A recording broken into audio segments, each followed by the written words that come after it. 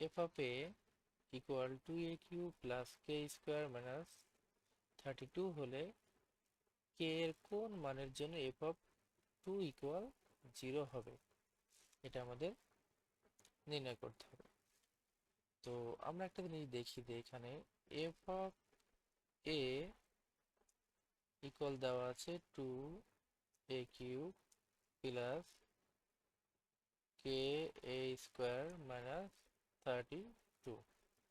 এখন আমার বলছে যে কে এর কোন মানের জন্য এফ অফ টু ইকুয়াল 0 হবে, তাহলে আমরা এখানে লিখব যে এফ অফ টু,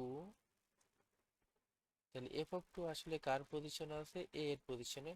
অতএব এই ইকুয়েশনে যেখানে যেখানে এ থাকবে ঠিক নিচে সেখানে সেখানে আমরা 2 লিখব। 2 ইন্টু এখানে এ আছে, তাহলে 2 এর কিউব প্লাস কে ইন্টু এখানে এ আছে, এর পজিশনে 2 এর স্কোয়ার মাইনাস 32। তাহলে এখানে লিখতে পারি কি 2 ইন্টু, আচ্ছা 2 এর উপর কিউব করলে 8 হয় প্লাস 2 এর উপর স্কোয়ার করলে 4 হয়, একবার আবার লিখলাম 4 কে মাইনাস 32।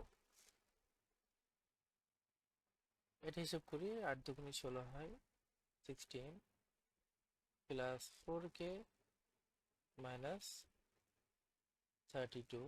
এখন এখানে বড়কে মাইনাস, বড় হচ্ছে আর কি 32, 32 থেকে যদি 16 বাদ দিই তাহলে এখানে থাকে হচ্ছে 4 কে মাইনাস 16, অর্থাৎ 32 থেকে 16 বাদ দিলে 16 থাকে। দেখেন এখানে চিহ্ন আছে মাইনাস, তাহলে বড়টার চিহ্ন মাইনাস বসে যাবে। এখন আমার বলছে যে এফ অফ টু এর মান যে আমরা নির্ণয় করলাম, এই এফ অফ টু এর মান সমান 0, তাহলে আমরা অবশ্যই লিখতে পারি যে 4 কে, অর্থাৎ এফ অফ টু এর মানটাই হচ্ছে এটা, তাহলে এফ অফ টু এর মান হচ্ছে 4 কে মাইনাস 16 ইকুয়াল 0। 4 কে ইকুয়াল, এটা ইকুয়ালের ওই পাশে গেলে কি হয়, প্লাস হয়ে যায় 16। তাহলে এখানে কে সমান থাকে 16/4, 4 অক্ষে 4, 4 4 16 হয়, অতএব কে ইকুয়াল 4। এখন আমার বলছে কে এর কোন মানের জন্য এফ অফ টু সমান 0 হবে, তাহলে আমরা বলতে পারি যে কে এর মান 4 এর জন্য এফ অফ টু ইকুয়াল 0 হয়।